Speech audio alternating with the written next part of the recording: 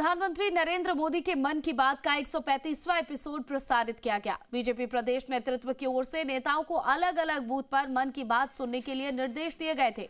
हालांकि कुछ जगह कई नेता एक ही बूथ पर जमा हो गए।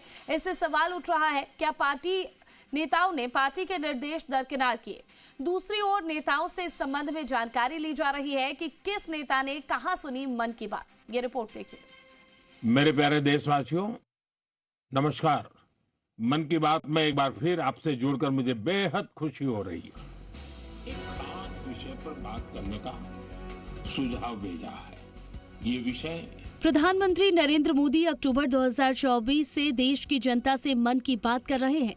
कार्यक्रम को पॉपुलर बनाने के लिए बीजेपी की ओर से लगातार प्रयास भी किए जा रहे हैं।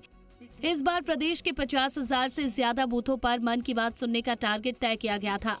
इसके लिए प्रदेश संगठन महामंत्री अजय कुमार ने वीडियो कॉन्फ्रेंस से पदाधिकारी और नेताओं की बैठक ली और अलग अलग बूथों पर मन की बात सुनने के निर्देश दिए। लेकिन संगठन महामंत्री के निर्देश के विपरीत एक बूथ पर कई नेताओं ने मन की बात सुनी।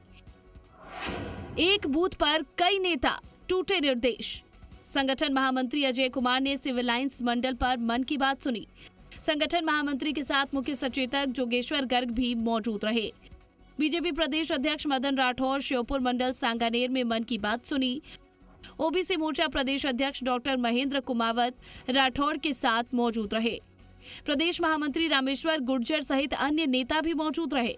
बीजेपी प्रदेश कार्यालय में तो मन की बात के दौरान नेताओं की भरमार थी। पूर्व सांसद और वरिष्ठ नेता राजेंद्र गहलोत, पूर्व केंद्रीय मंत्री, किसान मोर्चा प्रदेशाध्यक्ष कैलाश चौधरी, प्रदेश मंत्री सीताराम पोसवाल, कई प्रवक्ता और अन्य पदाधिकारी बीजेपी कार्यालय में मौजूद रहे। इनके अलावा भी कई बूथों पर एक से ज्यादा नेता और पदाधिकारी मौजूद रहे।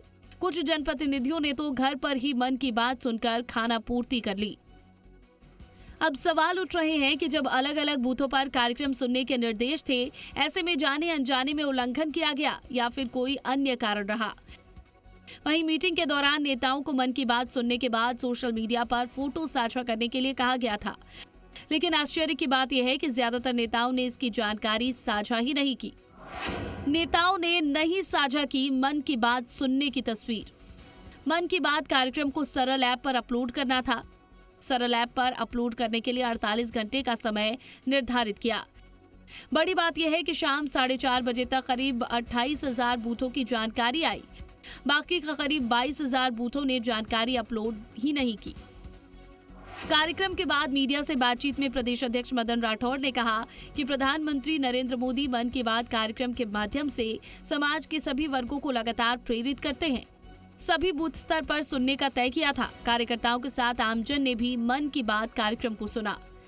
आज भी हम सबको अलग अलग बूथों पर, क्योंकि प्रत्येक बूथ पर ये सुनने का हमने निर्णय किया।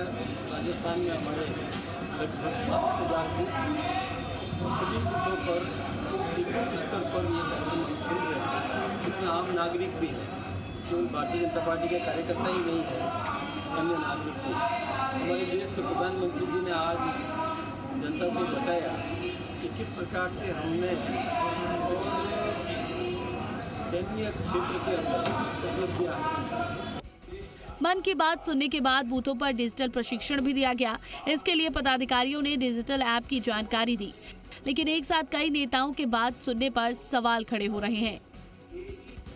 प्रधानमंत्री नरेंद्र मोदी के मन की बात को लोगों के दिल में उतारने के लिए बीजेपी ने बड़ी तैयारी कर रखी थी।